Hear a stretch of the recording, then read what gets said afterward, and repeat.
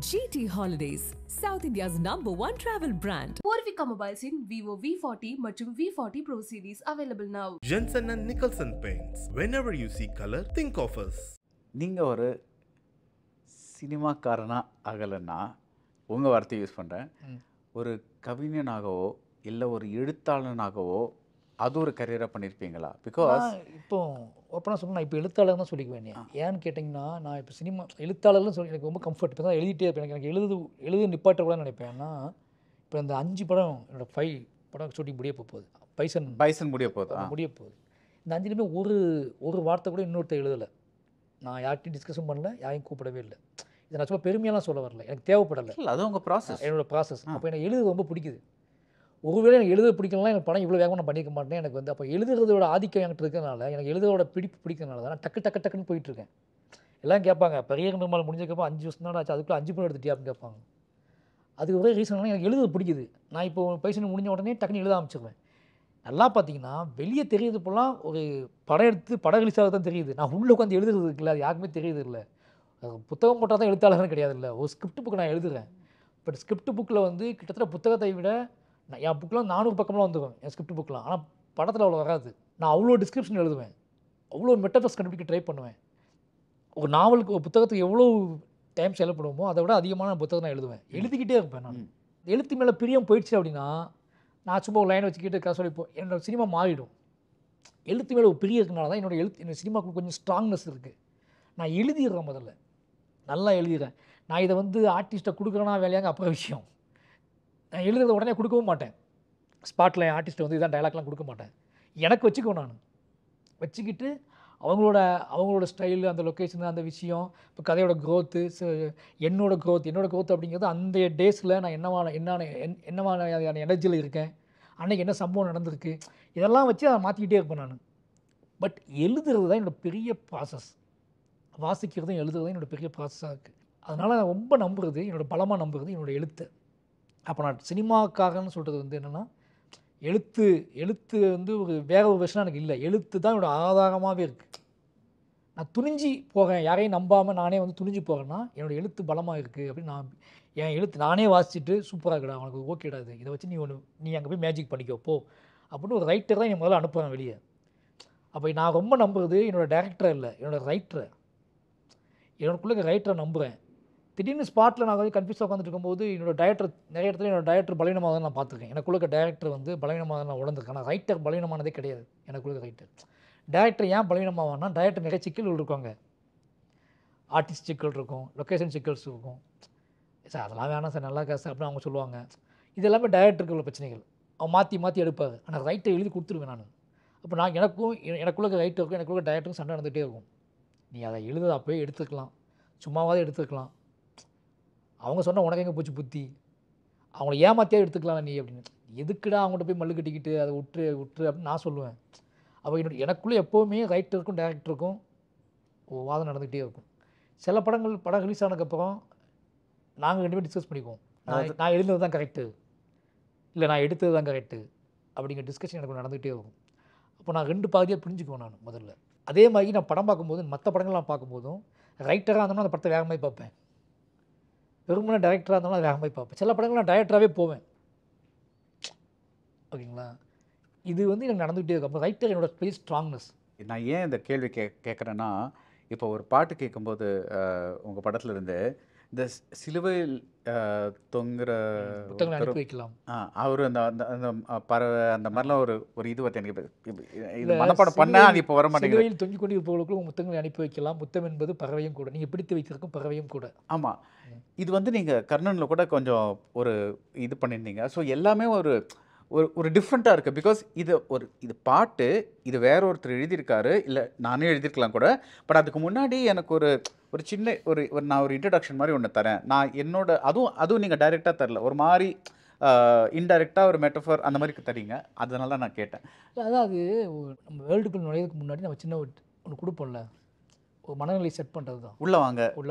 நான் அப்படின்னா நீங்கள் யூடியூப் போனீங்கன்னா நிறைய வீடியோஸ் இருக்கும், அதில் இது ஒரு வீடியோ அப்படின்னு போகாமல் உள்ளே ஓப்பன் பண்ணோடனே இதை என்னது வாசிக்கும் போது கொஞ்சம் எனக்கு ஃபேவர் பண்ணுவாப்புல அந்த வாசகன், அந்த பார்வையாளன் கொஞ்சம் இது மாரி செல்வராஜ் படமா அப்படின்ட்டு ஃபேவர் பண்ணி கொஞ்சம் தனிஞ்சு வருவாப்புல. ஒரு நார்மல் மூடில் வர மாட்டாப்புல. அப்போ என்னோடய பாட்டு, என்னோடய மியூசிக்கில் ஏதோ நான் என்னோடய ப்ரெசன்டேஷன் கொஞ்சம் உங்களுக்கு ஈஸியாக கனெக்ட் ஆகிறதுக்கு ஒரு வாய்ப்பு இருக்கும். அது நான் ஆக்சுவலாக அந்த இடத்துல பாஸ் பண்ணிவிட்டு அதே படிச்சுட்டு இருக்கேன். பிகாஸ் எனக்கு அது அவ்வளோ இன்ட்ரெஸ்டிங்காக இருக்குது. அந்த அந்த எனக்கு பாட்டுக்குள்ளே போகிறதுக்கு கொஞ்சம் டைம் ஆகுது. ஸோ பட் நீங்கள் ஒரு சொன்னீங்கல்ல, சில சமயம் நான் எனக்குள்ளே இருக்கிற எழுத்தாளனும் எனக்குள்ளே இருக்கிற இயக்குனரும் கொஞ்சம் ஒரு வாத விவாதம் நடக்கும் அப்படின்னு சொன்னீங்கல்ல. ஒரு எக்ஸாம்பிள் கொடுக்க முடியுமா? மேபி கர்ணன்லேருந்தோ இல்லை மாமன்னன்லேருந்தோ. அதான் இப்போ பழைய மல்ல வச்சுக்கோங்களேன். அந்த அப்பா கேரக்டர் வந்து ஓடும், அம்மனமாக ஓடும். அப்பா ஓட வச்சுட்டான், அம்மனமாக ஓடிட்டு பையன் பார்த்துட்டான். இப்போ என்னோடய டைரக்டர் என்கிட்ட வந்து கட் பண்ணால் அவன் கத்தி எடுத்து அதே ரோட்டில் அவனை விரட்டுறான். அப்படி எடுக்கணுமா? பயங்கரமாக ஒரு ரோட்டில் ஓட ஓட விட்டு விரட்டி விரட்டி விரட்டி விரட்டி அடிக்கிறான் அப்படி சொல்லுவான். சரி, நான் வந்து இல்லை அது நல்லா இருக்காதுன்னு சொல்கிறேன் ரைட்டராக. அப்போ அவன் டைரக்டர் சொல்கிறான், சரி இல்லூஷன் என்ன வச்சுக்கோ, உனக்கு என்ன அது நிஜத்தில் நடக்கூடாது அதான் நினைக்கிறேன், இல்லூஷன் எடுத்துறேன் நான், கட் பண்ணால் அது வந்து அவனோட கனவு அப்படிங்கிறப்போ. அப்போ நான் என்ன சொல்கிறேன், இல்லை அது வந்து ஒத்துக்கவே முடியாது, அது வேணாம், நான் இன்னொரு குற்றம் செய்ய அனுமதிக்க முடியாது அப்படின்னு நான் சொல்கிறேன். நான் ரைட்டராக சொல்கிறேன். அவங்க குற்றம் செஞ்சுருக்கான்னு நான் சொல்கிறதுக்கு நான் இன்னொரு குற்றம் செஞ்சு தான் அதை வந்து சொல்லணும் அப்படிங்கிறது என்னோடய பலவீனமாகிடும். ஒரு ரைட்டராக என்னோடய பலவீனமாகும். எனக்கு உனக்கு ஸ்பேஸ் இருக்குப்பா, நீ பக்கம் பக்கமாக எழுதுவ, ஆனால் சினிமாவில் அதுக்கு ஸ்பேஸ் கிடையாது, உடனே காட்டி ஆகணும் அப்படின்னு சொல்லிட்டு என் டைரக்டர் சொல்லுவான். அப்போ நான் சொல்லுவேன் ரைட்டரா, சரி அவனுக்கு இப்போ என்ன பிரச்சனை, அவன் ஒரு மகனாக அதுக்கு என்ன ரியாக்ட் பண்ணான்னு நீ கேட்குற. ஓகே, அவன் ஒரு கத்தி எடுத்து அவங்க அம்மா வந்து பிடிச்சாங்க, அவங்க அம்மா வந்து அவனை அடித்தாங்க, கத்தி தூக்கி பிடிங்கி உள்ளே வச்சாங்க. அப்போ குற்றம் செய்ய தோணுன இடத்துல ஒரு பியூரான ஒரு ஆன்மா வந்து அதை தடுத்து நிறுத்திடுச்சு அப்படின்னு நான் எழுதி தரேன் உனக்கு அப்படின்ட்டு அப்படி நான் எழுதி கொடுக்குறேன் என்னோடய டைரக்டருக்கு. அந்த டைரக்டரை கன்வின்ஸ் ஆகிடுறான். டைரக்டர் கன்வின்ஸ் ஆகி அதை எடுத்துட்டான், இவ்வளோதான். ஆனால் படம் ரிலீஸ் ஆனதுக்கப்புறம் வெற்றி சார் எல்லோரும் நிறைய பேர் இப்போ நாமனா அந்த இடத்துல ஃபைட் வச்சுருப்பேன், எப்படி பயங்கரமாக பேசினாங்க பத்தியா, அந்த இடத்துல பயங்கரமாக கிளாப் பண்ணியிருப்பாங்கன்னு நான் டைரக்டர் சொல்கிறேன்.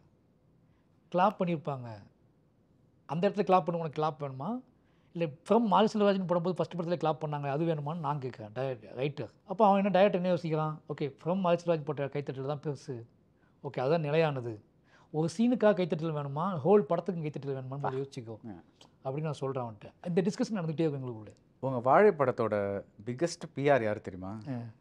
யார் சொல்லுங்கள்? சந்தோஷ் நாராயணன். சந்தோஷ் நாராயணன் 2 வருஷமாக இந்த படத்தை பாருங்கள், இந்த படத்தை பாருங்கள், இந்த மாதிரி படம் பார்த்து இருக்கவே மாட்டீங்க, இது எனக்கு இப்போ ஒரு மாதிரி பயமாக இருக்குது. பிகாஸ் அவர் இப்படி ஒரு பில்டப் கொடுத்த அப்புறம் இந்த படத்தை பார்க்கணும் எனக்கு பயமாக தான் இருக்குது. அவர் வந்து அவ்வளோ நான் சொல்கிறேன் அவர் நிஜமாவே ரொம்ப இல்லை உங்கள்கிட்ட ஓப்பனாக சொல்லிடுறேன், ரொம்ப எளிமையான படம். இந்த படத்தோட கதையை எப்படி சொல்லலாம், இது தண்ணி பியூராக இருக்குல்ல, இல்லை ஒன்றுமே இல்லை, நார்மல் தண்ணி தானே அப்படிங்கிற இருக்குல்ல, இதை குடிச்சிட்டு நான் செத்துட்டேன்னு என்ன நினைப்பீங்க? இது சீல் உடைக்கல, இந்த சீல்லாம் உடைக்கல, இந்த தண்ணி நார்மலாக இருக்குது. அப்போ நான் ரொம்ப கான்ஃபிடண்ட்டாக எடுத்து குடிச்சிடுவேன். அதை நீங்களும் அதை அலோவ் பண்ணிடுவீங்க. இப்போ நான் குடிச்சு முடிச்சோன்னே இதை செத்துட்டேன், அப்புறம் உங்களுக்கு பெரிய அதிர்ச்சியும் ஏற்றுக்க முடியாத விஷயம் இல்லை. இந்த மாதிரி ஒரு கதை தான் அது, ரொம்ப பியூரான ரொம்ப எளிமையான ரொம்ப என்ன சொல்கிறது நம்ம அந்த மாதிரி ஒரு கதை அது. இந்த கதையை வந்து அப்படி தான் சொல்லலாம். உங்களால் அதை நம்பவும் முடியாது, ஜீர்ணிக்கவும் முடியாது, ஆனால் உங்களை வந்து அது டிஸ்டர்ப் பண்ணும், உறுத்தும், அவ்வளோதான். நீங்கள் ரொம்ப ஆடம்பரமாக ரொம்ப பயங்கரமாக எப்படி வைக்கும் போது ஷார்ட்டு அப்படிலாம் எடுக்கப்பட்ட கதை கிடையாது. இவ்வளோதான் இந்த கதையோட. அதை ஏன் இந்த இடத்துல சொல்கிறேன் அப்படின்னா, நீங்கள் மாரி செல்வராஜ் அப்படி எடுப்பேன் இது அப்படி இது இந்த கதை அவ்வளோ ஒரு கதை ஆரம்பித்தா, ஒரு படம் ஆரம்பித்தா அது ஒரு 15 நிமிஷத்தில் அதோட டோன் என்னன்னு நம்மளுக்கு தெரிஞ்சிடும்ல. ஸோ நீங்கள் என்ன தான் முன்னாடி எடுத்திருந்தாலும் இந்த படத்துக்கான டோன் அப்படின்ட்டு அந்த ட்ராவலில் தானே நம்ம போகணும். அப்படி போகணும். ஆனால் எல்லோரும் அப்படி வரமாட்டாங்கல்ல. எல்லோரும் என்ன வாங்கினா உள்ளே ஆரம்பித்த உடனே எங்கள் கதை எங்கே எனக்கு புரியல. நான் புத்தகம் நாவல் படிக்கும்போது கதை எங்கன்னு 10 பக்கத்தில் கேட்க மாட்டேன்றீங்க, ஆனால் படம் ஆரம்பித்த உடனே கதை எங்கே அப்படின்னு கேட்குறது இல்லை. அப்போ தான் நான் ஒரு மனுஷனை உனக்கு காட்டணும், அந்த மனுஷனோட ஆட்டிடியூட் காட்டணும், அவனோட பிரச்சனைகள் அவனுக்கு நெருக்கமானவங்க யாருன்னு காட்டணும், அவன் எந்த உலகத்தில் வாழ்கிறான்னு காட்டணும், அதுக்கப்புறம் தான் கதையை சொல்ல முடியும். அந்த ஸ்பேஸ் சினிமாவில் இல்லை. இப்போ ஒருத்தன் வீட்டை விட்டு வெளியே வரான் அப்படின்னு ஷார்ட் வைக்கிறேன், அவன் வெளியே போய் வாழ்கிறது தான் கதையாக இருக்கும்.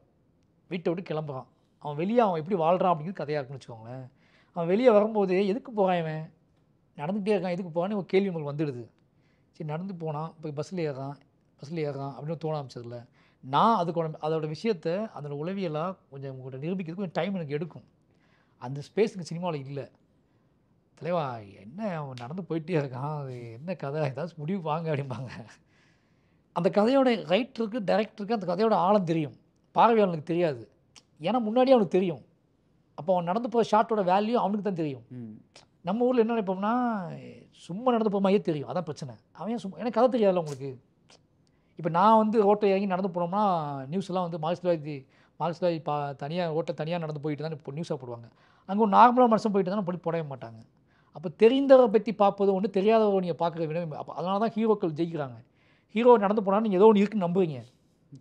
ஹீரோன்னு யாருனே தெரியாத ஒரு சின்ன பையன் நடந்து போனால் இவங்க என்னடா நடந்து போயிட்டுருக்கான். ஓகேங்களா? அப்போ அதில் விஜய் சாரோ அஜித் சாரோ நடந்து போனாங்கன்னா அதுக்கு வேல்யூ இருக்குது. அதனால் இந்த மாதிரி புது முகங்களை வச்சு படம் எடுக்கும்போது சிக்கல்கள், அதுக்காக இதை சொல்கிறேன் நான்.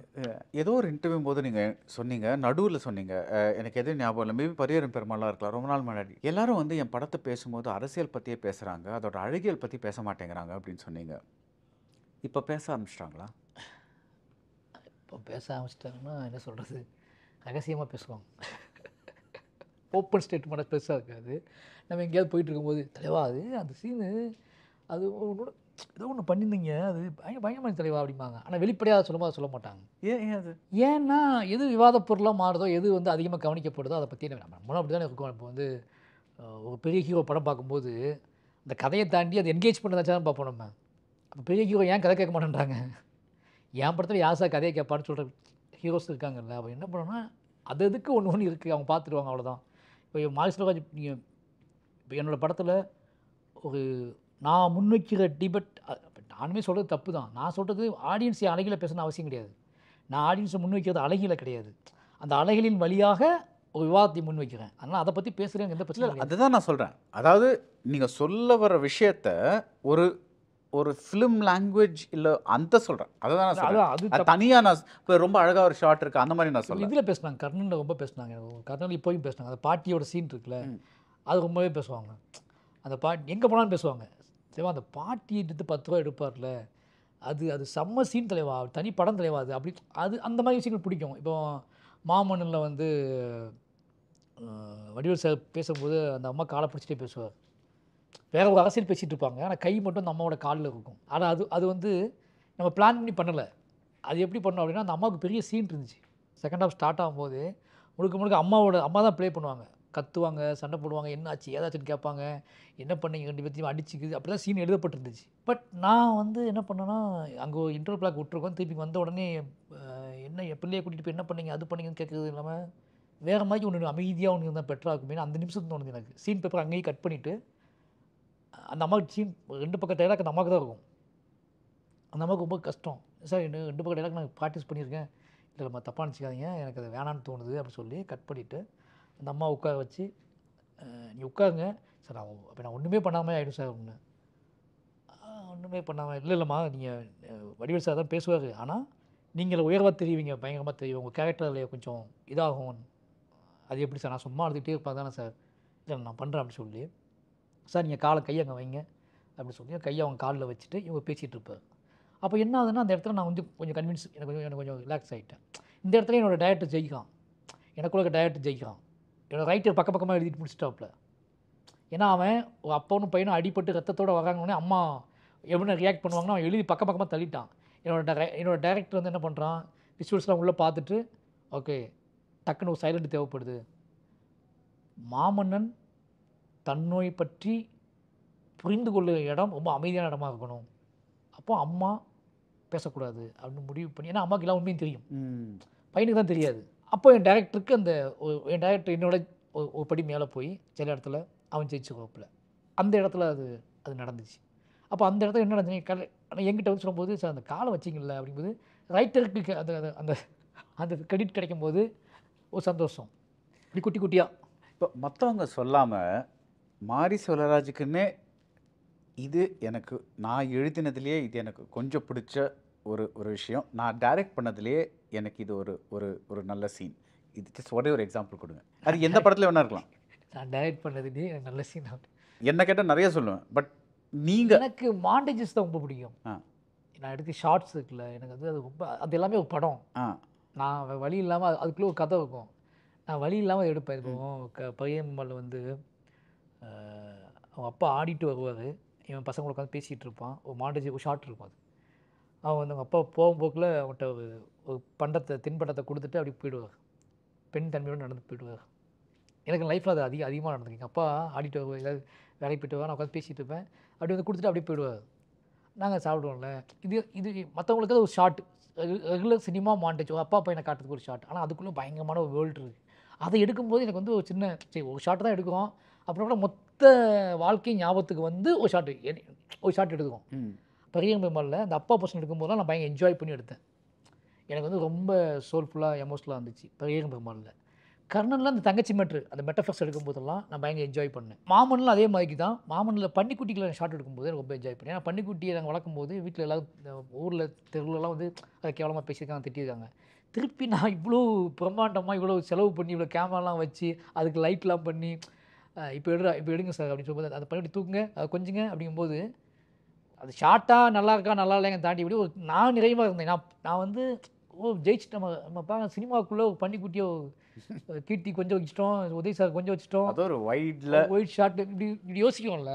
இதுதான் வந்து எதெல்லாம் ரொம்ப கவனிக்கப்படாமல் இருக்கோ அதை நமக்கு ஒரு ஸ்பேஸ் கிடச்சிச்சு அதை காட்டுறதுக்கு அப்படின்ட்டு இல்லை. அது பயங்கரமாக இருந்துச்சு. இப்போ கர்ணன்லாம் வந்து அந்த கழுதையை மலை மேலே பார்த்து என் வாழ்க்கையில் எனக்கு வந்து அப்படி அது ரொம்ப நாளாக எனக்குள்ள விஷுவல் சின்ன வயசுலேருந்தே ஓடிட்டு இருந்த விஷுவல். ஒரு மலை மேலே ஒரு கழுதை நிற்குது அப்படிங்கிற சாத்தியம் இல்லாத ஒரு கதை வந்துகிட்டே இருக்கும் எனக்கு. கழுதை நடக்கிறதே பெரிய விஷயம். அதாவது அந்த விஷுவல் மட்டும் அதை சுற்றி ஒரு கதை இல்லை. அந்த விஷுவல் வந்துகிட்டே இருக்கும் எனக்கு. எப்படி வரும்னா ஏதாவது கதை சொல்லியிருப்பாங்க அம்மா, கழுதையை பற்றி ஏதாவது கதை சொல்லியிருப்பாங்க. அப்போ நான் எங்கேயா நான் ஸ்கூலுக்கு நடந்து போகும்போது மலை மேலே கழுதுன மாதிரி எனக்கு தெரியும் எனக்கு பார்க்குறதுக்கு. பட் அது அப்படியே போயிடுச்சு. பட் சினிமா கண்ணன்னு கதை வரும்போது கால்கள் கட்டப்பட்ட இடம்பெயர முடியாதவர்களின் கதை அப்படின்னு ஒரு முடிவு பண்ணும்போது, இந்த இடத்துலேருந்து இன்னொரு இடத்த நோக்கி நகர அனுமதிக்கப்படாத மனிதர்களோட கதை அப்படின்னு நான் முடிவு பண்ணும்போது அதில் ஃபஸ்ட்டு மெட்டஃபர் எனக்கு தெரிஞ்சது கழுதை. ஏன்னா அது கால் கட்டி விட்ருவாங்க, அது எல்லையை தாண்டி அது போகக்கூடாது அப்படிங்கிறது அதோட வாழ்க்கை முறையாக மாற்றிட்டாங்க. அப்போ அந்த மெட்டஃபரை நான் கொண்டு போய் அது யாருக்குமே அது ஏன் சந்தோஷமாக இருக்கும்னா, நான் சும்மா கழுதை எடுக்கும்போது யாரும் ஒழுங்காக வேலை செய்ய மாட்டாங்க என் டீமில். கழுதை எடுக்கிறப்ப அப்படின்ட்டு விட்றாங்க. ஏன்னா அந்த கழுதைக்கு நம்ம எந்த ப்ளேவும் பண்ணலை. ஃபஸ்ட் படத்தில் பார்த்தீங்கன்னா நான் ஒவ்வொரு டைம் கழுதை எடுக்கும்போது ஒவ்வொரு லொக்கேஷன் எடுப்பேன். அதில் யாரும் இன்ட்ரெஸ்ட்டாக இருக்க மாட்டாங்க. அதில் என்ன அவங்களுக்கு தெரிஞ்ச போது ஒரு கழுதனுக்கு ஜம்ப் பண்ணி போகுது ஸ்டார்ட் வச்சுங்க, அங்கே கொண்டு வந்து கழுதையை அங்கே கொண்டு வந்து கழுதையை அப்படின்னு சொல்லிட்டே இருக்கேன்ல. அந்த வேல்யூ யாருக்குமே புரியல. அப்போ ஃபைனலி நான் மலை மேலே கழுதையை போக சொல்கிறேன், அதுவும் அவங்களுக்கு புரியல. பட் படம் பார்க்கும்போது எனக்கு வந்து பயங்கரமாக எல்லோரும் பேசும்போது அப்போ நம்ம ஒன்று நம்புகிறோம்ல, ஒன்றை நம்பி இது வந்து எனக்கு இருக்க உணர்ச்சி இப்போ உங்களுக்கு தெரியல. பட் இதை ஃப்ரேமில் பார்க்கும்போது, நீங்கள் திரையில் பார்க்கும்போது உங்களுக்கு நிச்சயமாக ஒரு மெய்சிலிக்க வைக்கும் அப்படின்னு நான் நம்புகிறேன். குறைந்தபட்சமாக ஏதாவது கொஞ்சமாக நடக்கும், இன்றைக்குள்ள மனநிலை இருக்காது அப்படின்னு நம்புகிறேன் அப்படின்னு சொல்லிட்டு அது ஒர்க் அவுட் ஆகும்போது ரொம்ப சந்தோஷமாக இருந்துச்சு. நம்ம நம்பி ஒரு ஷார்ட் ப்ளே பண்ணோம், அது வந்துச்சு. அதுவும் அதே மாதிரி கழுதை மேலே போய் டாப்பில் நிற்கிற ஷார்ட் எனக்கு ரொம்ப நாள் படம் எடுத்து முடிச்சதுக்கப்புறம் கூட எனக்கு கண்ணில் வந்துகிட்டே இருந்துச்சு. நம்ம ஒன்று சூப்பராக எடுத்துட்டோம், நம்ம வந்து சாதிச்சிட்டோம், ஜெயிச்சிட்டோம். ஒரு ஷார்ட் நம்ம நம்ப வைக்கும், அப்போ ஜெயிச்சிட்டோம்டா, அது ஒரு ஷார்ட் எடுத்துட்டோம்டா அப்படின்னு தோணும். அந்த மாதிரி குட்டி நிறைய ஷார்ட்ஸ் இருக்குது. என்னோடய மற்ற படங்களோட கனெக்ட் பண்ணாதவங்க கூட வாழையோட கனெக்ட் பண்ணுவாங்கன்னு ஒரு ஸ்டேட்மெண்ட் கொடுத்தீங்க. அப்படி சொல்லலாம். நான் கனெக்ட் பண்ணுவாங்கன்னு நான் சொன்னதே கிடையாது, அது அவங்க பாடு. மற்ற படங்களை ரொம்ப நல்லா இருக்கு, அவங்க பாடு, அதாவது அவங்க பாடு. ஓகேங்களா, அது படமாக பண்ணாங்க போவாங்க. நான் சொன்னால் மாமன்னன், கர்ணன், வாழை, இப்போ கர்ணன், பெரியம்மாள் பார்க்கும்போது அவங்க பார்த்துருந்தாங்கன்னா 3 படமும் பார்த்துருந்தாங்கன்னா அவங்களுக்கு என்னை பற்றியான ஒரு தெரிஞ்சுக்க ஒரு ஆர்வம் வந்துருக்கும்ல. நான் அது நெகட்டிவாகவோ பாசிட்டிவாகவோ ஏன் இந்த கதையவே எடுத்துகிட்டு இருக்கான், என்ன இந்த பையன் அப்படின்னு ஒரு தோணும், யார் இவன் அப்படின்னு தோணியிருக்கும். அல்லது இந்த கதைனா என்ன சொல்கிறீங்க, இந்த அப்ரெஸ்ட் அந்த மாதிரி ஒடுக்கப்பட்டவர்கள் அந்த மாதிரி ஒரு பெயின்ஃபுல்லாக நான் சொல்கிறது அப்படி சொல்லுவாங்க. அதிகமாக பெயினுக்கு ஒரு முக்கியத்துவம் கொடுக்கும்ல. ஒரு தனி மனிதனுக்கும் சமூகத்துக்கும் உள்ள உறவின் மூலமாக ஒரு பெயின் இருக்குது. ஒரு சமூகத்தோடு இன்ட்ராக்ட் பண்ணி ஒரு தனி மனுஷன் வாழ்கிறான். அந்த சமூகம் அந்த தனி மனுஷன் கொடுக்குற பெயின் இருக்குல்ல, அதை நோக்கி கதைகளாகவே இருக்குது எல்லா கதைகளுமே. பட் என்னோட பாடுபொருள் என்னவாக இருக்குன்னா, ஒருத்தனோட அதிகபட்ச பெயின் தான், அவன் அதிகபட்ச அவமானம், அதிகபட்ச துயரம் தான் என்னோடய பாடுபொருளாக இருக்குது. அப்படிங்கும்போது இதுவே ஒருத்தர் பேசிகிட்டே இருக்கான்னு இருக்குல்ல, அவங்களுக்கு நான் யார் என்ன பிரச்சனை உனக்கு அப்படி நிறைய சிம்பிளாக சொல்லுவாங்க. என்ன தான் பிரச்சனை உனக்கு, நான் கேட்டிருக்கேன், காதால் கேட்டிருக்கேன், என்ன தான் பிரச்சனை உனக்கு, இதே பேசிகிட்டு இருக்கான் அப்படிம்பாங்க. அப்படியாப்பட்ட கேள்வி உள்ளவர்களுக்கு நான் யார், என்னோடய பிரச்சனை என்னன்னு சொல்லிடுறேன்ப்பா அப்படின்னு சொல்கிற படம் தான் வாழை. எனக்கு பெயின் வந்து ஆக்சுவலி மோர் தென் பெயின் எனக்கு வந்து வலிங்கிறத விட ஒரு ஆதங்கம் அது எனக்கு நிறைய தெரியுது உங்கள் படங்களில். அதான் அந்த ஆதங்கத்தை ஏன் இவனுக்கு பண்ணி இவ்வளோ ஆதங்கம்னு கேள்வி வருது இல்லை. நீங்கள் ஆதங்கம் சொன்னீங்கன்னா எப்பா என்னப்பா நீ என்ன இது எனக்கு புரியல, எதுக்கு இவ்வளோ ஆதங்கம்? இப்போ தான் எல்லாமே நல்லா தானே இருக்க, இவன் கார் வச்சுருக்க, இந்த மினி கூப்பர் வாங்கி வச்சுருக்க, உனக்கு என்ன ஆதங்கம்? அவன் போய்ட்டு அவன் இந்த இந்த ஒரு வேளை என் வாழ்க்கையை பார்த்துக்கிட்டு இந்த ஒரு வேளைக்கு ஏற்ற மாதிரி என்னை மாற்றிக்க சொல்கிறாங்க. உங்களுக்கு புரியுது உங்களுக்கு? இப்போ ஒரு 2 வருஷமாக என்னை தெரியும் ஒரு அதிகபட்சமாக, சரி 3 வருஷம் வச்சுக்கோங்க, சரி ஒரு 5 வருஷம் வச்சுக்கோங்க. இந்த 5 வருஷமாக உனக்கு மாரி செல்வராஜ் தெரியும். இந்த மாரி செல்வராஜ் இந்த 5 வருஷமாக வாழ்கிற வாழ்க்கையை வச்சுக்கிட்டு நல்லா தானே நீ இருக்க, அப்போ உனக்கு பிரச்சனை அப்படின்னு அவங்க நினைக்கலாம். அந்த 5 வருஷம் மாரி செல்வராஜ் கிடையாது. இந்த 5 வருஷம்ங்கிறது இந்த 35 வருஷம் மாரி செல்வராஜ் சொல்கிறதுக்காக தயார் செய்யப்பட்டவன். நீங்கள் பார்க்குறது மாரி செல்வராஜ் கிடையாது. மாரி செல்வராஜின் கதையை சொல்வதற்காக தயார் செய்யப்பட்ட ஒரு என்ன சொல்கிறது, தயார் செய்யப்பட்ட ஒரு ஆன்மா, ஒரு படைப்பாளன், அவ்வளோதான். இவனை வச்சுக்கிட்டு அவனை ஜட்ஜ் பண்ணாத. அவன் யார் நான் உனக்கு சொல்கிறேன், இவன் மூலமாகவே சொல்கிறேன் அப்படின்னு எடுக்கப்பட்ட படம் தான் வாழை. படங்கள் எல்லாமே ரொம்ப நல்ல மியூசிக் இருந்திருக்கு. சந்தோஷ், ஏஆர்ஆர் யாராக இருந்திருக்கட்டும். எனக்கு ஒரு பர்டிகுலர் பாட்டை பட்டு ஒரு கொஷின் இருக்குது. இப்போது எனக்கு ரொம்ப பிடிச்ச பாட்டு வந்து அதுவும் ரஹ்மானுக்கு ஜோனை விட ரொம்ப தள்ளின ஒரு பாட்டு வந்து இந்த குடிப்பெடுக்கிற காலம். அது வந்து இந்த மாமன்னனில் அது ஒரு கல்ச்சுரல்ஸ் மாதிரி ஒரு சுச்சுவேஷனில் வருது. பட் ஆனால் அந்த ஒரு ஆரம்பிக்கிறது கொஞ்சம் சேடாக இருக்கும், அப்புறம் ஸ்லோவாக ஒரு ஒரு செலிப்ரேஷன் மாதிரி போகும், ஆனாலும் அதுக்கப்புறம் அந்த அவங்க வாய்ஸ் வரும். இந்த டிசைன் இருக்குல்ல, இதில் மாரி செல்வராஜோட பங்கு எவ்வளோ, ரஹ்மானோட பங்கு எவ்வளோ? நான் என்ன நான் ஏன் இதை கேட்குறேன்னா, நான் வந்து இதுக்காக சொல்ல இது அவர் பண்ணார் இவர் பண்ணார் அந்த மாதிரி நான் சொல்ல வரல. பிகாஸ் என்னை பொறுத்தவரை அதான் நான் சொல்லும் போதே இந்த மாதிரி பாட்டு வேணும்னு சொல்லும் போதே சார் ஒரு கல்ச்சுரல் ஸ்டேஜ் சாங்.